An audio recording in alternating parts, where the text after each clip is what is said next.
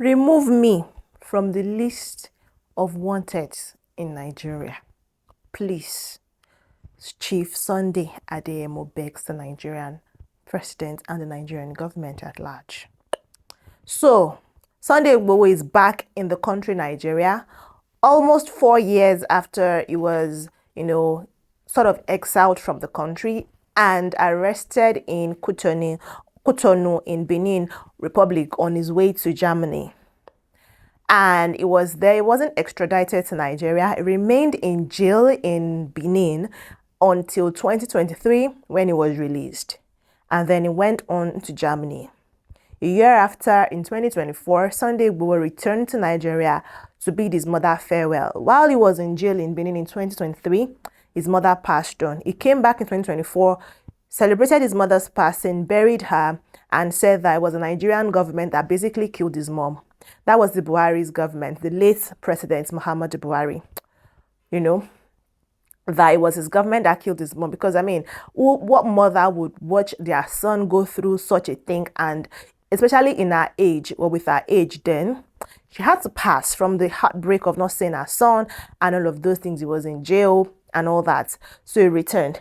And now that he has returned, in fact, his return was credited to some Yoruba group and traditional monarchs in Nigeria who pleaded with the government then to release him. Because when he was arrested, we were told that the Nigerian government and the Beninese government had an extradition, they could extradite him and all of those things. But it didn't happen. He remained in jail there.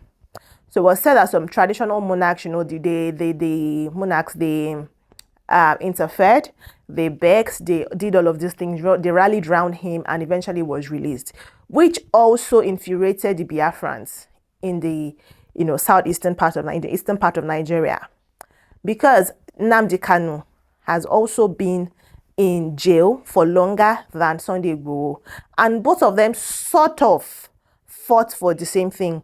Although some person said Nnamdi Kanu has been labeled a terrorist, so his crime and offense is even higher. But Sunday IGBOHO simply agitated for a Yoruba nation, saying that Fulanis in Ibarakwa area of Oyo State should leave, following the demise of, the killing of a Yoruba man in that area in Nigeria. He said, he wanted the Fulanis to leave, the herdsmen. That was how it started. And from there, it became a larger coalition demanding for the separation of, Yorubas from Nigeria, asking for Yoruba nation, just like, Mazi Nnamdi Kanu was asking for Biafra nation, that they wanted the Igbos to marginalize and remove themselves and start a whole country for themselves.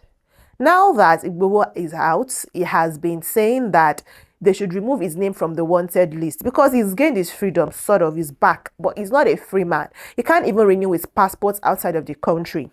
He said that when he was in Germany, he tried to renew his passport, but in the embassy, they said, no, that cannot happen because there is embargo on his name. Like there's something on his name that says nobody should attend to him. He's wanted in his home country, Nigeria. So they shouldn't renew his passport. His German passport. They are not doing anything for him. So he's saying that the government should remove his name from that list. He's no longer a wanted person. And he has been saying this since January of 2025. He was arrested in July of 2021 following the old, like I mentioned, agitation and protests that, rocked the nation Nigeria. He was in Lagos. He did a thing where he said, the southwestern states, there are 7 southwestern states, that he wanted to tour the 7 southwestern states and get people who are willing to follow him, and they were going to protest and say they wanted out of Nigeria and they want to start their own country. And it seemed like it was successful because it was going to be successful because it was amassing a lot of followership, a lot of persons following him. The Nigerian government didn't like that. They raided his home in Soka, in Ibadan, Oyo State severally. They found guns, they found ammunition, they killed some persons. They said, he used jazz to leave the house, but then they found him in Benin, like I said. So since he's been back now in Nigeria, he's been saying, I am not a criminal.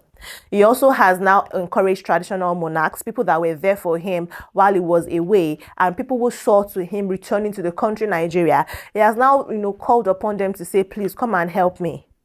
he went on a courtesy visit to Ogbomosho in Oyo State, where he met with the Olugbon of Orele Igbon, an area in Ogbomosho, in the Ogbomosho zone.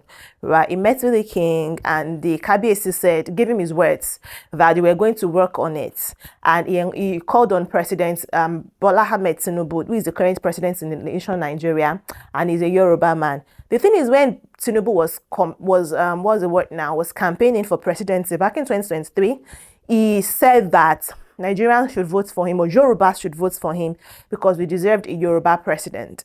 That other, regions, geopolitical zones have given us presidents in the past. It's time for it to come back to Yoruba, agitating also for Yoruba nation and all, as in sort of like you wanted Yoruba nation, and that, it's time for Yoruba president. If you're a true Yoruba child, you should, vote for President Tinubu, you should vote Tinubu for presidency. And it did happen. So this Kabiyesi was now saying that, this Oba was saying that, the reason Tinubu could get here was because of the work that Sunday Adeyemo had started, that is Sunday IGBOHO. That is because of the work he had started. Because if he had not agitated and called on Yoruba's unison, President Buhari would not be able to use that as a campaign strategy for him to now be here. So he said that the president should please. He called on the president and said the president should please release this man's name and remove him, blot it from the wanted list.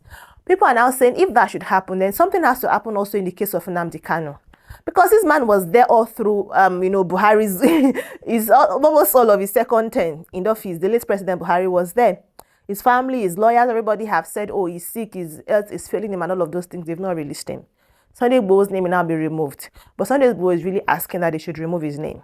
Sunday IGBOHO said if they should remove his name, he's going to be an upstanding citizen of society. This man is now calm. If you see the way he was talking, guys, they were saying he's going to be a very, very peaceful person. If they want to use him for the unison of Yorubas in the nation Nigeria, is willing. But if it is somebody else they want to put to call for unity, he's going to support the person 100%. He's not like agitating or anything. He's not calling for, but he's still saying that he wants Yorubas to be united and to be together. But he's not actually saying Yoruba nation like he was mentioning before. Once bitten, twice shy. He's now very cautious with the use of words. But he's still saying that, yes, he still wants Yorubas to be together and is willing to support anybody who is, is going to be the face of that coalition. But he's not a criminal. Insisted that he's not a criminal. This man has right from time, defended people. In fact, what brought him to the radar of the government was when the former governor of Oyo State, Ladoja, was there. Sunday IGBOHO was fighting for the rights of some people at the first fuel station. You get some people in the fuel station, they were being maltreated. Sunday IGBOHO was defending them, and that was how he got on the radar of the Oyo State government, and then it became somebody in government and all of those things, defending people, and it became an aide during Ladoja's tenure. And also, while he was in Modakeke, although originally from IGBOHO in Oyo State, he was further relocated to Modakeke while he was young in Osun State. And so in 1998, 1997, 1998, when the Modakeke war happened, he defended the people of Modakeke and sort of fought valiantly with the people of Modakeke. A lot of persons said it's fortified with several jars and, he's spiritually fortified. So he could actually defend the Modakeke against the Ife. So that's how he started his own activism and stuff. And then he became a motorcycle repairer before he ventured into buying and selling of vehicles, establishing his own business. And then he relocated to Ibadan in Oyo State when he now did that stunt, and then he got into the radar of government, and then he just started to do well for himself. Sunday IGBOHO is married with 2 wives, and he has children, lots of children, 3 of whom are footballers in Germany, which explains why he was trying to get to Germany. So people even said he has German nationality. I don't know if that's verified, but some people have said so. So Sunday IGBOHO is somebody who a lot of persons actually still very much deeply respect, but I don't know if he's going to still say he wants to do some activism or all of these stunts that he was doing while he was a free man, so to say, because they are said that yes, they are saying he's free, but in the real sense of it, he's not a free person if he's still on the if he's still on a wanted list, and embassies and other nationalities would not let him into their country. Because the Nigerian government under Buhari's tenure, under Buhari's administration, have said he's a wanted man. That's why he wants free now, and they should please help him be free. So let's see what President Tinubu is going to say. Because, they've called on the bias of the Yoruba bias. So it's now sort of like a tribal thing. And let's see how the Igbos for Mazi Nnamdi Kanu are going to also react. I am very much willing to see how, personally, I want to see how all of this is going to pan out. And I'd like to hear from you too in the comment section. Let me know what your thoughts are and what your thought is, right? Drop your comment, like this video if you enjoyed it, share with family and friends. I will see you in the next one. Bye.